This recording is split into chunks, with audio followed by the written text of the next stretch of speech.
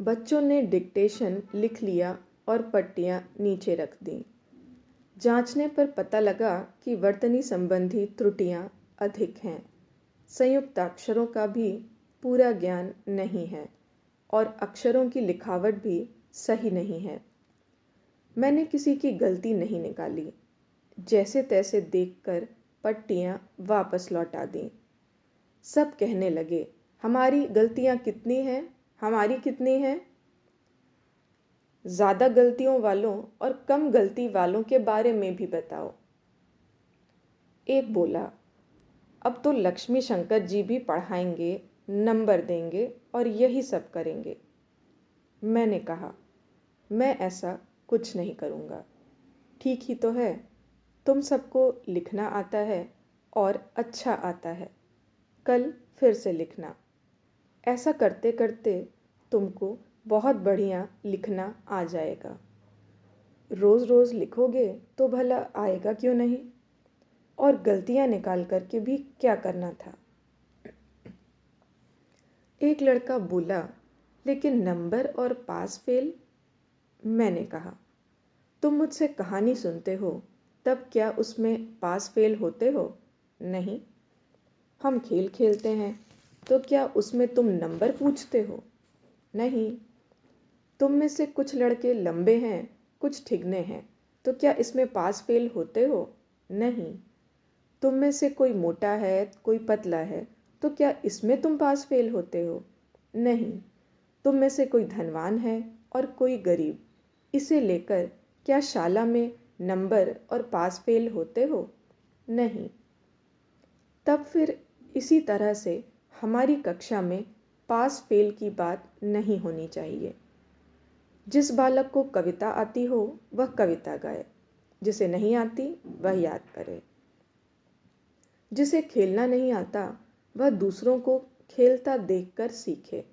जिसे आए वह खेले और मज़े करे। डिक्टेशन में जो अच्छा लिखे उसे देखकर दूसरे भी अच्छा लिखें। जिसे न आता हो वह आने वाले से पूछकर सीखे, नहीं तो मैं सिखा दूंगा। क्यों, समझ गए? सारे लड़के मेरी तरफ आंखें फाड़ कर देखने लगे। उनको अचंभा हो रहा था।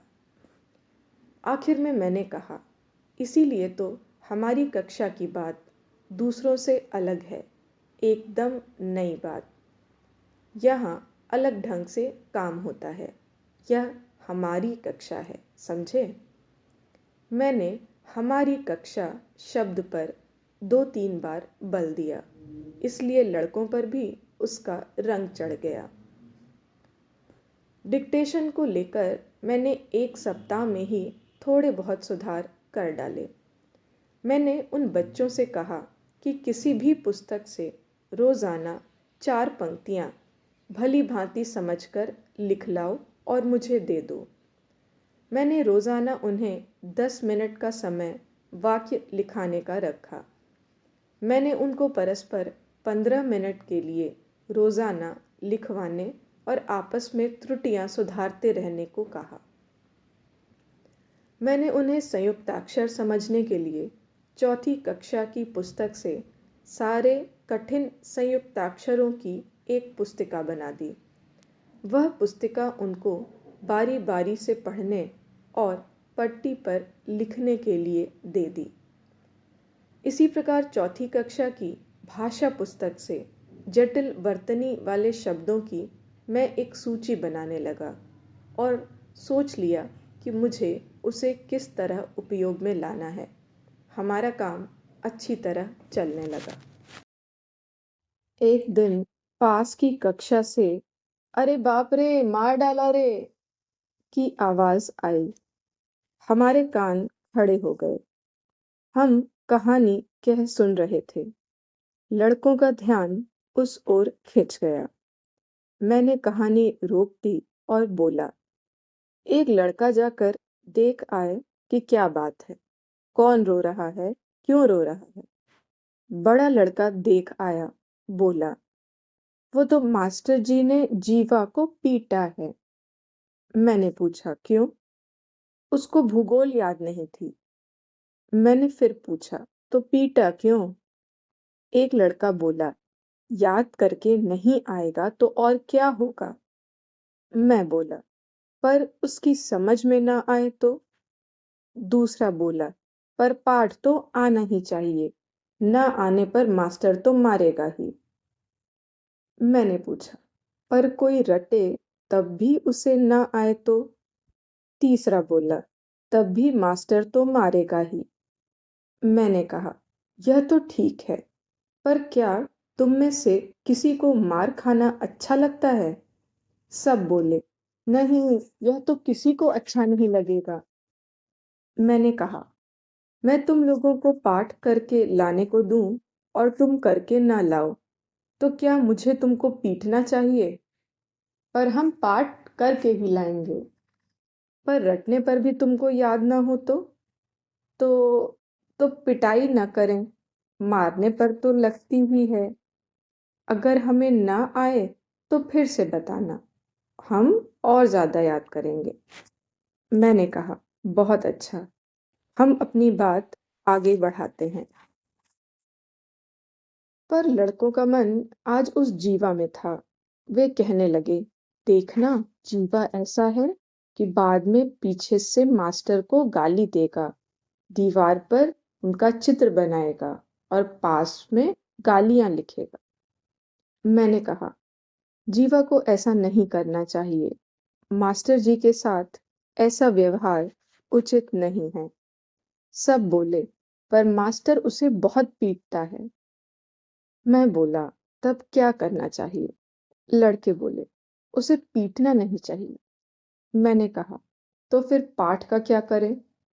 लड़के बोले, पाठ करके न लाए तो उसे शाला से निकाल देना चाहिए।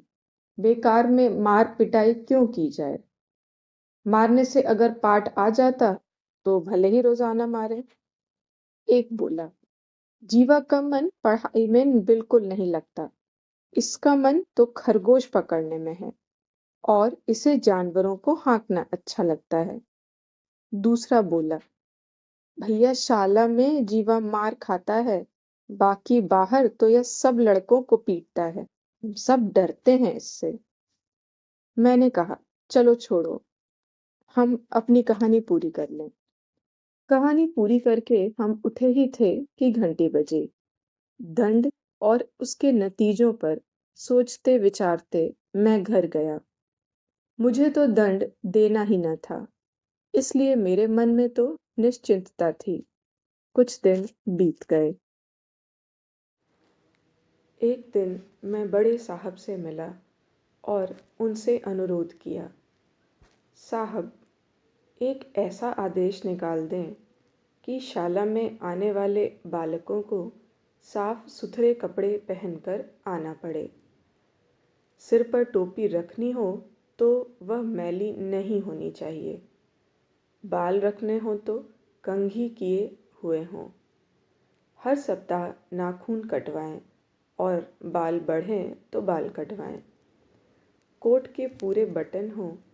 साथ ही प्रत्येक विद्यार्थी नहा धोकर शाला आए या फिर हाथ पैर धोकर तो आए ही। बड़े साहब ने धैर्य से सुना और हंस दिए। क्यों, माता पिता नहीं समझते? मैं बोला, माता पिता को बहुत समझाता हूँ, पर उनके गले ही मेरी बात नहीं उतरती। अच्छे अच्छे पैसे वाले माता पिता की भी नहीं। वे तो कहते हैं कि बचपन में हम भी ऐसे ही शाला जाते थे।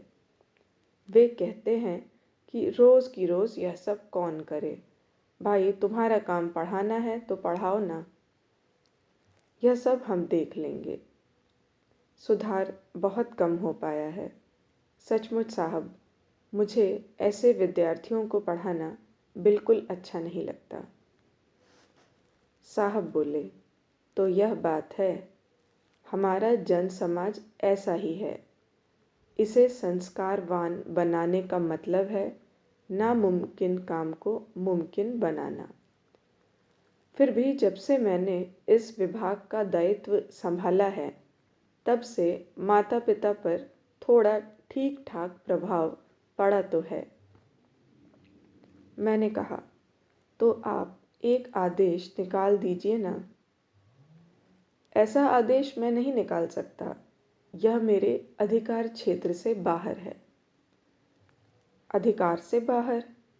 तब फिर आप इतने बड़े अधिकारी कैसे कहलाते हैं? यह तो राज्य है भैया, और फिर दूसरे स्थानों पर भी ऐसी सत्ता अधिकारियों के पास नहीं होती। बड़े साहब आगे बोले, यदि तुम बड़ी सत्ता को हिला सको तभी ऐसा आदेश निकल सकता है। फिर लोग ऐसे आदेश को कहाँ अमल में लाने वाले हैं? यदि वे हमारा आदेश न माने तो हम क्या करें? शाला से बालक को निकलवा दो। ऐसा नहीं हो सकता, ऐसा कर दें तो हो हल्ला हो जाए। मैंने कहा, हो तो सब सकता है, पर सत्ता के बिना सयानापन किस काम का? सच तो यह है कि अध्यापक बेचारे की क्या औकात। बड़े साहब, खैर यही समझ लो, अभी तो जैसा चलता है चलाए रखो। नहीं, यह तो नहीं हो सकेगा। आखिर शाला के अंदर जितना प्रयत्न हो सकेगा उतना मैं अवश्य करूँगा। बालकों में वैसी आदत डालूँगा। इसके अलावा थोड़ी फुर्सत मिलने पर सार्वजनिक रूप से आंदोलन करूँगा। सच तो यह है साहब कि लोगों का चाहे इससे लेना देना न हो, पर शाला में विद्यमान गंदगी की हालत रोगों के पनपने का स्थान है। बड़े साहब, ठीक, तुम्हें जो अच्छा लगे तुम करो। प्रयोग करने के लिए ही तो तुम आए हो, पर यह चौथा माह पूरा होने को आया है। ध्यान रहे, समय दौड़ा जा रहा है। नमस्कार करके मैं घर आया। घर के खर्चे पर 2 अच्छी सुंदर झाड़ू खरीदी। कंटिजेंसी में तो था भी क्या जो खरीद सकता। एक छोटा आईना खरीदा, एक कंघा और 2 खादी के तौलिए लिए और एक छोटी सी कैंची। अच्छी बात थी कि शाला के परिसर में नल था। मैंने कक्षा में सारी तैयारी कर रखी थी।